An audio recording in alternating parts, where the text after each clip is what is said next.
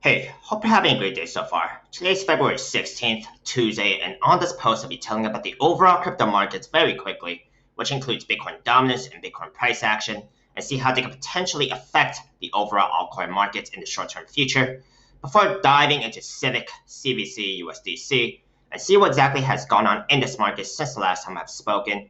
I'll be telling you about the bullish and bearish case scenarios for today, as well as the short-term price prediction on this market according to what I'm seeing on the charts.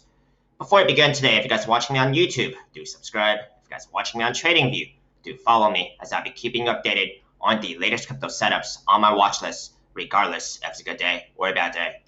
If you guys do want to support me and don't already have a Webull brokerage account, you guys can use my referral link down below. They're still giving away 2 free stocks as of today upon a successful sign-up and a qualifying deposit of $100 and I will also receive a referral bonus if you guys sign up under me.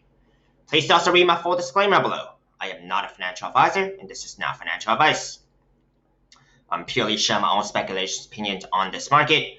I cannot tell you the future, and you should always do your own due diligence before trading or investing in this market, as it's extremely risky and volatile. If you guys have any questions or comments, please do only leave them in the comment section below, but I'll try my best to get to as many of them as possible. Now, see what exactly is going on in this market first. Most importantly, I do take a look into Bitcoin dominance. Tells me what the money could be trending into. Would it be Bitcoin, altcoins, or neither? Currently, we do have Bitcoin dominance up over 1% today. Bitcoin price action. This breaks down to Bitcoin price action up about 0.8% today. However, total altcoin market cap down about over 2% today. I think there is some miscalculation within TradingView because this does not add up. But that is just a side note for myself there. Now let's take a look into Bitcoin dominance. Okay. The daily time frame is still my focus here. Let's see if the price action will actually get rejected at the daily 200 and the daily 21 MA and continue downwards. Okay.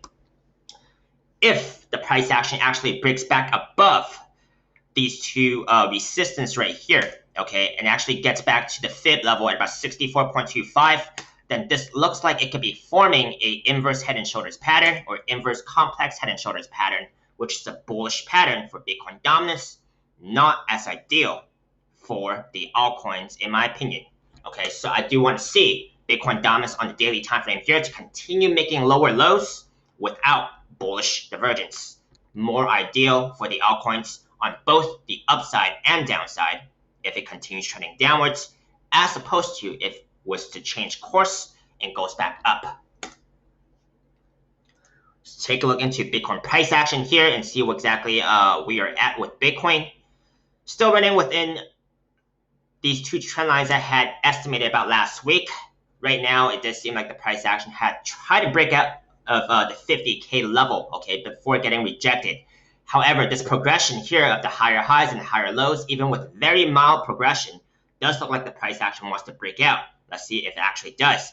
However, if it does get rejected and it pulls back to something close to the bottom trend line here, that could still take quite a bit of the altcoins down with it if it pulls back. The magnitude of that Bitcoin pullback would depend on how far up or down Bitcoin dominance is trending. Now let's take a look into CVCUSD and see what exactly have the price action done since the last time we have spoken about this token. I'm going to check from the monthly down to the daily time frame RSIs and see if we have any overbought RSI readings for red flags or possible bearish divergence scenarios, indicating to me that there is a possible loss of momentum for the bulls on any of these higher time frames, because those are red flags I'll be looking for as well. Now, on the monthly time frame here, we're at RSI reading of about a little under 90. That's pretty overbought. It could still keep going, but some type of pullback is not unreasonable, so I'll be cautious. This is the monthly. Let's go down to the weekly here.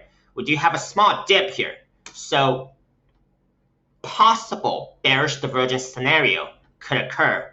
So I'll be looking for when this dip actually ends, or would it actually turn into a green candle by the end of the week. Okay, if this actually closes as a red candle, possible bearish divergence scenario on the weekly time frame, because then I'll be comparing the next high it makes, if it makes a new high, with this past high right here, which had an RSI reading of about 92 or about 92. Okay, So this is something I'm looking at for. Still pretty high RSI reading here, about 85, 86.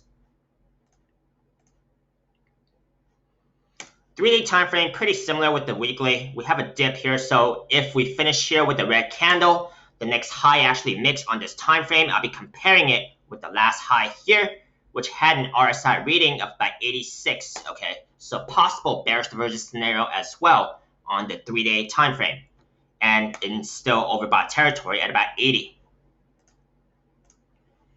The daily time frame here actually see more of a more possible of a bearish divergence scenario here, because once this pullback finishes, and if it makes a new high on the daily time frame, the last high I would compare it to would be right here at about 50 cents, which had an RSI reading of about 90. Okay, this is on the daily time frame. We're currently at about RSI reading about 71. Okay, so very possible bearish divergence scenario on the daily time frame. So let's do a quick recap. Monthly time frame in pretty overbought territory down to the daily. Okay, we're in all overbought territory here. Possible bearish divergence scenarios from the weekly time frame down to the daily time frame. Okay, now let's take a look into smaller time frame and see where exactly we're at. On the 6-hour time frame, most apparent that the price action is right at the 6-hour 21 MA, and the fib level right here at about 42.5 cents area. I have refreshed these Fibonacci retracement levels to reflect a new top at about 55 cents. Okay, I did want to exclude anything that's above 55 cents because that's one wick above the 55-cent level, and I want to exclude outliers. Now let's go back to the 6-hour time frame. We're at the 6-hour 21 MA as support, as well as the 42.5 cents area as support as well, which is the fib level. Okay, I do estimate that we're going to be running within a falling wedge pattern, but I still don't have that second swing down to actually completely validate this falling wedge pattern yet. So this is my very preliminary estimate. Okay, in order to actually validate this falling wedge pattern, price action does need to break the support and come down to this bottom trend line. Okay, so that's still quite a bit of a drop according to my estimates here. If it actually does come down to the bottom trend line, without me having to adjust my bottom trend line too much, then I do see a measured target, which is measured by taking the opening of the pattern and then adding it back to the expected breakout points, which will give me about 72 cents if it breaks out by February 18th, midnight. Okay, this would take into consideration that the price action will break above this fib level at about 42.5 cents as well. Now let's take a look into the bullish and bearish case scenarios here. Bullish case scenario, price action actually validates this falling wedge pattern and breaks out of it and go towards its measured targets. Now, the 72 cents measured target is an approximate theoretical target only, may actually be different in real life price action, more or less. That's the bullish case scenario. Price action breaks out, validates this falling wedge pattern, breaks out of this pattern, and go towards its measured targets. Now, falling wedge patterns are generally bullish patterns, 68% chance of it breaking upwards, according to Thomas Bukowski and his website, thepatternSite.com. You guys can verify that source on your own or with another source. Now, even though we do have a bullish pattern here, I would not lose track of some of the higher time frame RSIs I had just mentioned and possible bearish divergence scenarios, okay? Because those could still be bearish signals even though I see a bullish pattern here. So I will always account for the downside.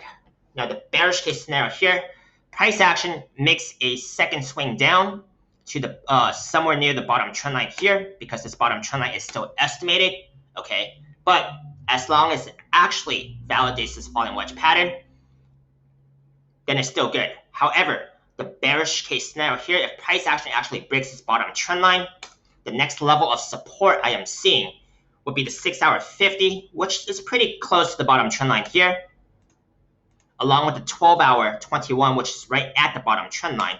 So chances of this falling wedge pattern staying in shape, given that the price action breaks its fib level and its current support right now, is still pretty good. But if it breaks the bottom trend line here, the next level of support that I'm really seeing would be about the 28.5 cent level. And the daily 21 MA is actually coming up to that level as well. So if this bottom trend line does not hold and the price action breaks it, I'll be looking at the 28.5 cent level as the next level of key support.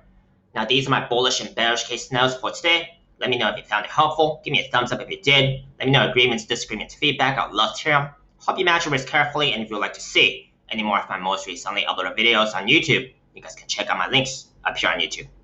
See you next time.